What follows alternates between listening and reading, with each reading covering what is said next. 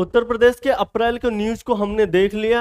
आइए हम आगे बढ़ते हैं और देखते हैं हम मई के न्यूज के बारे में। वहां पर समझने की कोशिश करते हैं कि हमारी गवर्नमेंट ने क्या ऐसी स्कीम या ऐसी कौन सी आर्टिकल्स जो कि हमारे एग्जाम के लिए इंपॉर्टेंट हो सकते हैं। आइए समझते हैं। तो जो हमारा पहला न्यूज है वो ये है कि उत्तर प्रदेश गवर्नमेंट ने क्या किया है कि एक कैंपेन लॉन्च किया है। उस लॉन्च के अंदर ये क्या करना चाह रहे हैं, टूरिज्म को बढ़ाना चाहते हैं। तो आइए समझने की कोशिश करते हैं। कह रहे हैं Uttar Pradesh launches visit my state tourism campaign. कौन सा इन्होंने कैंपेन लॉन्च किया है? Visit my state, visit my state tourism करके इन्होंने एक कैंपेन लॉन्च किया है। अब आइए समझने की कोशिश करते हैं कि इस कैंपेन के अंतर्गत ये करना क्या चाहते हैं। जब भी कभी भी आप देखते हैं कि टूरिज्म एक बेस्ट इकोनॉमिकल सोर्स है, चाहे किसी स्टेट की बात कर लें चाहे किसी कंट्री की बात कर लें, तो ठीक उसी तरीके से गवर्नमेंट क्या कर रही है, जो भी इनके हिस्टोरिकल साइट्स हैं, जो भी वेटलैंड्स हैं या टेम्पल हो, रिवर हो, ये सारी चीज़ों को रख रखाव में ध्यान रखते हुए इनकी पॉपुलैरिटीज को बढ़ाना चाह रहे हैं इस कैंपेन के थ्रू। अब गवर्नमेंट इस कैंपेन में क्या कर रही है, वो टेम्पल टूरिज्म को, गौशाला, वेलनेस टूरिज्म को और वाइल्ड लाइफ को, इन सारे टूरिज्म को बढ़ाना चाहती है। एक चीज और यहाँ पर है, ये चुनार फोर्ट और जो छतर मंजिल है, ऐसे टूरिस्ट प्लेस को या ऐसे हिस्टोरिकल प्लेस को ये क्या करना चाह रहे हैं, ये देना चाह रहे हैं। किस लिए? शादी मेन्यू के लिए। जैसे आप देखते होंगे कि क्या होता है कि आप राजस्थान में एक डेस्टिनेशन वेडिंग बहुत सुने होंगे। जो भी ओल्ड पैलेसेस हैं, जो भी पुराने कल्चरल से रिलेटेड चीजें हैं, वहां पर आजकल लोग जाकर क्या करना चाह रहे हैं, या तो वेडिंग करना चाह रहे हैं या कोई पार्टी करना चाह रहे हैं। तो ये अपने लोगों के शौक है, इसके थ्रू ये भी इस चीज को बढ़ावा देना चाह रहे हैं और इस प्लेसेस को इस तरह से ये क्या करना चाह रहे हैं, लोगों के बीच में डेस्टिनेशन वेडिंग हो या कल्चरल इवेंट हो, इसके लिए ये प्लेसेस ये तैयार कर रहे हैं। आइए आगे की न्यूज़ के बारे में हम पढ़ते हैं। हमारा अगला न्यूज़ है टेक को लेकर। इसमें हम आपको अगर बताएं तो बेसिकली समझने की कोशिश करते हैं कि एक टेक ऑर्गेनाइजेशन के तौर पे हम काम करने वाले हैं और उसमें क्या है कि north tech symposium held in Prayagraj. ये कहाँ पे होता है? Prayagraj. This news, why this news is important? Because this is held in Prayagraj. अगर आपके प्रदेश से रिलेटेड कोई भी इवेंट हो रहा है या कोई भी चीज है तो वो वैसे भी आपके लिए इंपॉर्टेंट हो जाता है, बिकॉज वो कहाँ पे हो रहा है? आपके स्टेट में। और वहां पे किस चीज का इंपॉर्टेंस है? पहली बात, इसको अगर हम समझने की कोशिश करें तो ये 4 मई से लेकर 6 मई तक होने वाला एक प्रोग्राम है, जिसको रक्षा त्रिवेणी संगम के नाम से उनकी थीम, ये उनकी इसकी थीम, इस क्या बोलते हैं, हाँ, इस प्रोग्राम की थीम है। आप याद कर लीजिएगा, theme become important. when you start solving the question you will find their theme, you will find their aim, you will find their subject। तो आप इन चीज़ों को याद कर लीजिएगा और ये थीम आपके लिए इंपॉर्टेंट हो जाते हैं। ये किसके द्वारा इनोग्रेट किया गया? हमारे माननीय राजनाथ सिंह के द्वारा, डिफेंस मिनिस्टर। इसका काम क्या है? अब आइए समझने की कोशिश करते हैं। जैसे कि आप बहुत पीछे हैं किसमें, जो कि आर्मीज की चीज़ों को डेवलप करने में हम टेक्नोलॉजी में बहुत पीछे हैं अगर हम कंपेयर करें अमेरिका से, यूरोप से, चाइना से। लेकिन हम क्या करते हैं? डिपेंडेंट हो जाते हैं। इसीलिए आत्मनिर्भर भारत के अंतर्गत हमने ये प्रोग्राम लॉन्च किया और इसमें हम क्या करेंगे, हम कोशिश करेंगे कि अपने ही भारत में या अपने प्रदेश में इस चीज़ का डेवलपमेंट करें। जैसे कि रोबोट हो गया, जैसे हम बेटर सर्विलांस को करने के लिए किसी टेक्नोलॉजी को लाए, आर्म एंड एम्यूनिशन के लिए, इन सारी चीज़ों के लिए ये क्या हमने एक प्रोग्राम हेल्ड किया। आप इस चीज को याद कर लीजिएगा। थोड़े बहुत इसमें कुछ चीजें हैं, इसको आप वीडियो पॉज करके जरूर पढ़ने की कोशिश करिएगा। आइए बढ़ते हैं इस न्यूज की तरफ। अब ये न्यूज इंपॉर्टेंट किस लिए है, क्यों है, इसको हम जब पढ़ेंगे तो हम देखेंगे। पहला तो ये कि ऑर्गेनिक खेती जो है कि हमारे भारत में होने जा रही है, किसकी? बासमती के। वो भी कहाँ? उत्तर प्रदेश में। वो भी उत्तर प्रदेश के किस डिस्ट्रिक्ट में? पीलीभीत डिस्ट्रिक्ट में। पीलीभीत डिस्ट्रिक्ट में एपिड नाम की एक यहाँ पर इंस्टीट्यूशन है, एपिडा नाम के यहाँ पर एक इंस्टीट्यूशन है। वो इंस्टीट्यूशन क्या करना चाह रही है? पूरी तरह से फुल्ली ऑर्गेनिक बासमती खेती करना चाह रही है। अब एपिडा ने क्या किया? उत्तर प्रदेश गवर्नमेंट के साथ क्या किया? एक लीज एग्रीमेंट किया। कितने साल के लिए? 70 साल के लिए। What is important here important APEDA become important.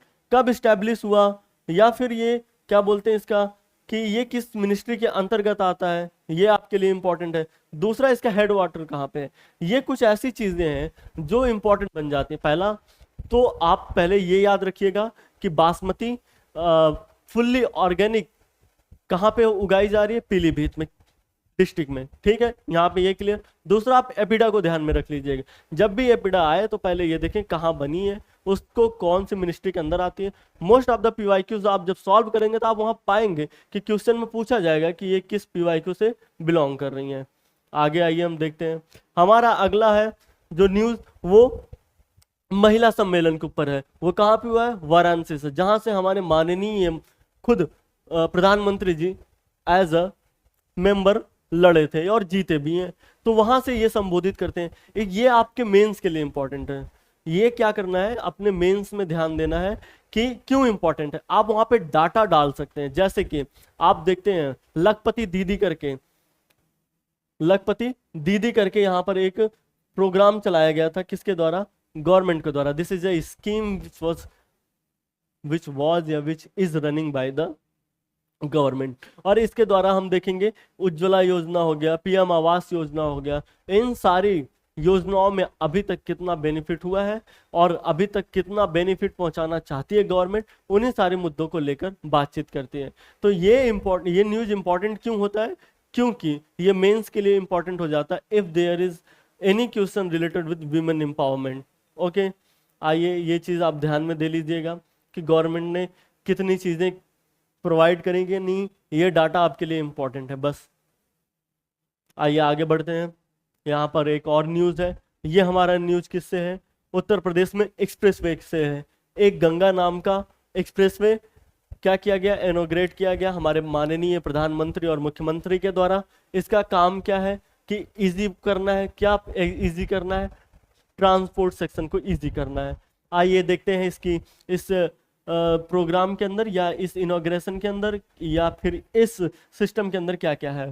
12 district से होकर ये गुजर रही है, मेरठ, हापुड़, बुलंदशहर, अमरोहा, संभल, बुदान, शाहजहांपुर, हरदोई, उन्नाव, रायबरेली, प्रतापगंज और प्रयागराज। ये आपके 12 डिस्ट्रिक्ट है।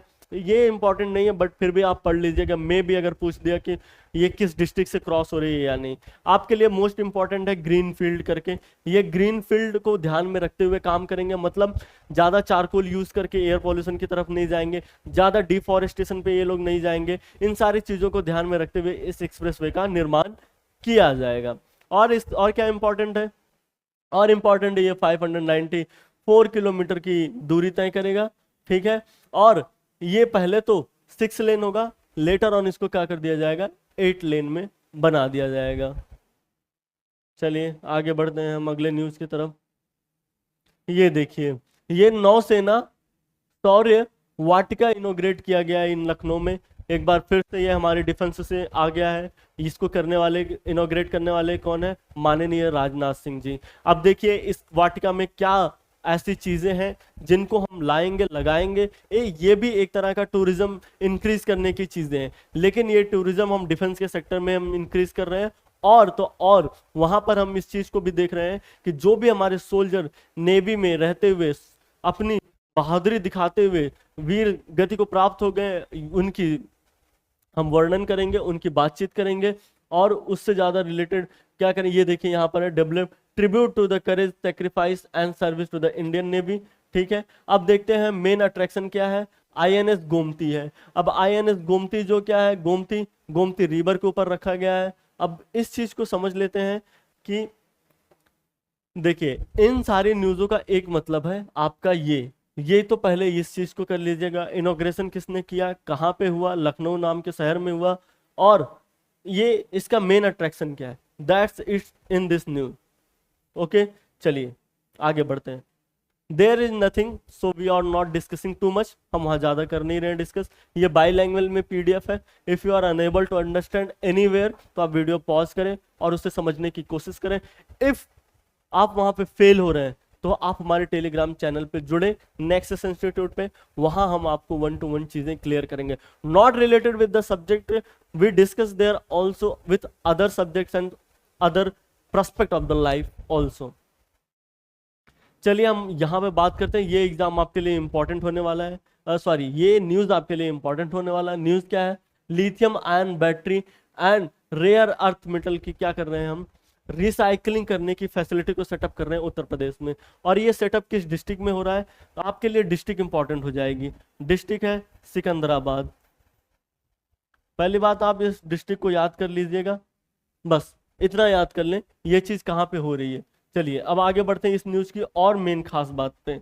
और इस न्यूज़ की जो मेन खास बात है वो ये है कि रेयर अर्थ में जो जितने भी मेटल एलिमेंट है, इन सारी चीज़ों के हमने यहाँ पे नाम दे रखे हैं। इनको एक बार गो थ्रू हो लीजिएगा, याद करने की ज़रूरत बिल्कुल भी नहीं है। लेकिन हाँ, इस पूरे स्लाइड में आपको एक चीज़ पे ध्यान देने की ज़रूरत है, वो ये डाटा है। ये डाटा आपको पूछ सकता है, आपको इस डाटा पे ध्यान देने की बहुत ज़्यादा ज़रूरत है। अब देखिए इस डाटा में क्या बोला गया है। According to the data, China, Vietnam and Brazil, ये 3 ऐसे कंट्री हैं जिनके पास लार्जेस्ट क्या है, हमारा रेयर अर्थ मेटल रिजर्व है। इस चीज को आप ध्यान में रख लीजिएगा। लिथियम आयन रिसाइकल होने की फैसिलिटी कहाँ पे सेटअप हो रही है, आपने कौन सा डिस्ट्रिक्ट पढ़ा, सिकंदराबाद। दूसरा आपके लिए क्या इंपॉर्टेंट हो गया, ये चीज इंपॉर्टेंट होंगी। चलिए आगे बढ़ते हैं। कुछ इंडेक्सेस हैं जो हमारे नीति आयोग के द्वारा रिलीज किए गए हैं। ये इंडेक्स आप, there is nothing to make you understand, so आप इस वीडियो को पॉज करके पढ़ लीजिएगा, या पीडीएफ आपको मिलेगी, पढ़ लीजिएगा। There is nothing, if there is any difficulties होती तो हम आपको खुद उस चीज को एलाबोरेट करते हैं। It's a time taken process, way I think हमको ज्यादा ध्यान यहाँ पे देना नहीं चाहिए। हाँ, अब ये जो स्लाइड आ रही है, दिस इज इंपॉर्टेंट स्लाइड, कि ब्रिक्स करके एक समिट थी जो कि कहाँ पे हुई, अभी फिलहाल में हमारे मार्च मई में ये चीज़ होती है, तो इस चीज़ को ध्यान दीजिएगा। लेकिन इस चीज़ को हम इकोनॉमिक्स में आपको पढ़ाएंगे बकायदा, बस आप यहाँ पे ये ध्यान दे लीजिएगा कि जो कंट्री है उसको मत भूलिएगा, कितने लोग रिप्रेजेंट हुए थे उनको मत भूलिएगा, बस। बाकी हम आपको इकोनॉमिक्स में इस चीज़ को अच्छे तरीके से पढ़ाएंगे। हाँ, ये चीज़ आपके लिए इंपॉर्टेंट है। इसको हम आपको बताते हैं कि जैसे भी हमने भी बताया कि जितने ये एक्सरसाइजेज होते हैं गवर्नमेंट के द्वारा कराए जाते हैं, चाहे मिलिट्री एक्सरसाइज हो चाहे जो भी एक्सरसाइज हो, ये इंपॉर्टेंट हो जाते हैं। और अगर कोई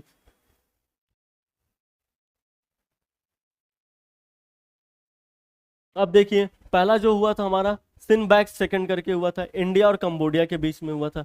इसका थीम क्या है, strength act east policy defence ties.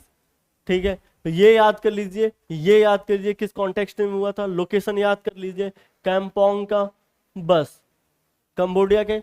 अब नॉर्थ ईस्ट में आप देखते होंगे इंसर्जेंसी बहुत होती है, किसकी होती है, इधर से बांग्लादेश की होती है, उधर से म्यांमार के कुछ मिलिटेंट घुसने की कोशिश करते हैं। तो अपना ये बेल्ट क्या कर रही है गवर्नमेंट, स्ट्रांग करने के लिए एक ज्वाइंट एक्सरसाइज करती है जिसका नाम क्या होता है, सिनबैक्स सेकेंड।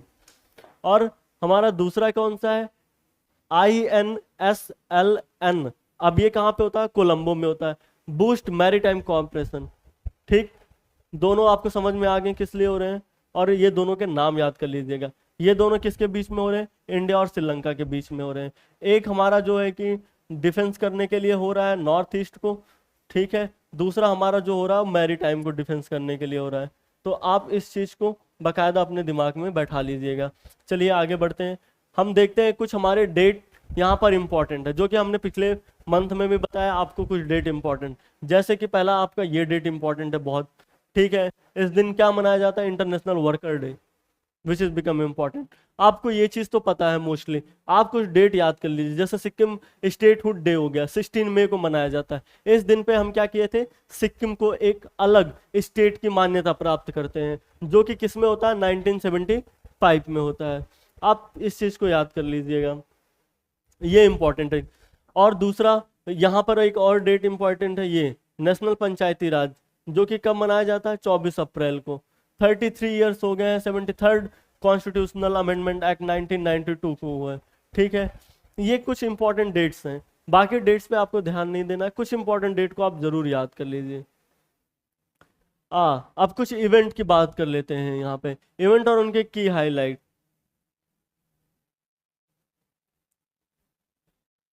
जैसे कि आपका ये इंपॉर्टेंट है, Ritika Shri become India first transgender umpire. देखिए, आपको भी पता है कि सोसाइटी में हमारे स्टिग्मा भी बहुत है कि हम किसी भी जेंडर को एक्सेप्ट नहीं करना चाहते हैं, मेल और फीमेल के सिवा। कुछ लोग उनको बैन और कुछ लोग उनको ना बैन करने की बात करते रहते हैं, इसकी कसमकस चलती रहती है। लेकिन हमें क्या करना होगा, ये ब्रूटल ट्रूथ को एक्सेप्ट करना होगा। They are the human being and we have to give them the access of all the exam, all the place, all the things. Okay, तो उसी चीज को यहाँ पर मान्यता इस इवेंट को कराया गया था, जो कि आपके लिए थोड़ा सा जानने लायक है, इसको इंपॉर्टेंट कर लीजिएगा।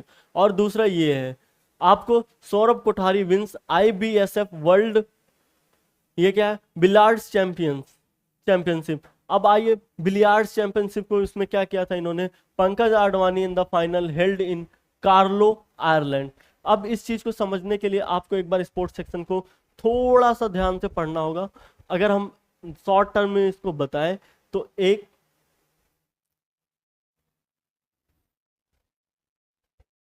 तरह का स्पोर्ट्स ये भी है, जैसे क्रिकेट है, हम कहते हैं स्पोर्ट्स सेक्शन से पूछते हैं, बट ये वल्नरेबल सेक्शंस हैं आपके पूरे प्रिपरेशन के, तो आप इस चीज़ पे ध्यान दीजिएगा। बाकी सारे न्यूज़ कवर हो चुके हैं, तो thank you, take care, bye bye.